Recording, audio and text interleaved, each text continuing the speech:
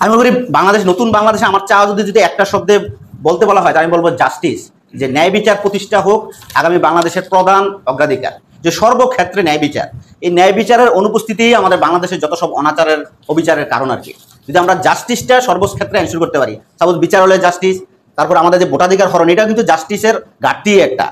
আমরা তারপরে ইকুয়ালিটি, যেমন যেমন অসমতা বেড়েছে, যে কিছু কিছু লোক প্রচুর টাকা পয়সার মালিক, লুটপাট করে প্রচুর টাকা পয়সার মালিক হয়ে গেছে, কিন্তু আবার অনেকে চাকরি পাচ্ছে না। প্রতি বছর প্রায় 10 লাখ গ্রাজুয়েট বের হচ্ছে, কিন্তু তারা কিন্তু চাকরি পাচ্ছে না। সেই যে একটা আকাঙ্ক্ষা, এই আকাঙ্ক্ষা কিন্তু একটা আমরা প্রতিফলন দেখি 24-এর গণঅভ্যুত্থানে, যে আমাকে সম সুযোগ দিতে হবে, আমার কাজের সুযোগ দিতে হবে, আমার ভোটাধিকার দিতে হবে, আমার মৌলিক মানবাধিকার হিউম্যান ডিগনিটি এটা সুরক্ষা করতে হবে। তো এই আকাঙ্ক্ষা থেকে কিন্তু আমরা 24-এ আরেকটা মানে রক্তের মাধ্যমে, রক্তপাতের মাধ্যমে আমাদেরকে আবার আমাদের স্বাধীনতাকে পুনরুদ্ধার এবং সুসংহত করতে হয়েছে। তো আমরা সামনে কিরকম করতে চাই, এটা নিয়ে আমাদেরকে আমাদের আওয়াজ কন্টিনিউয়াস জারি রাখতে হবে।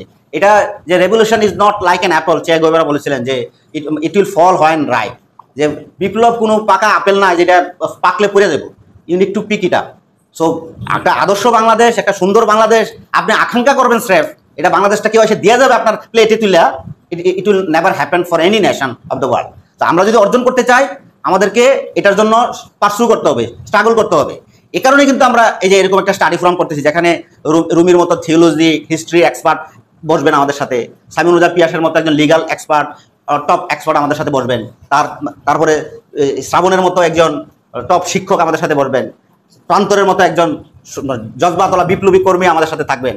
এরকম বিভিন্ন ডিসিপ্লিনের নেক্সাসের লোকরা একত্রিত হয়, তাহলে এক অন্যকে আমরা এম্পাওয়ার করতে পারি, সমৃদ্ধ করতে পারি। স্টাডি ফোরামের পারপাসটা মোটামুটি এটাই।